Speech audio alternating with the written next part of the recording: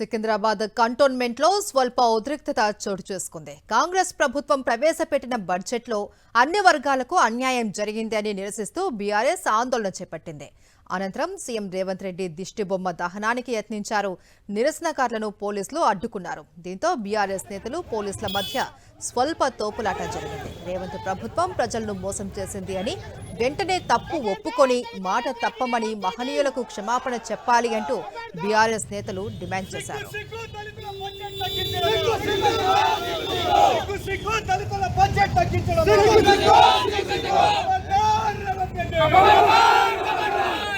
Secunderabad cantonment లో స్వల్ప ఉద్రిక్తత చోటు చేసుకుంది. కాంగ్రెస్ ప్రభుత్వం ప్రవేశపెట్టిన బడ్జెట్ లో అన్ని వర్గాలకు అన్యాయం జరిగింది అని నిరసిస్తూ బీఆర్ఎస్ ఆందోళన చేపట్టింది.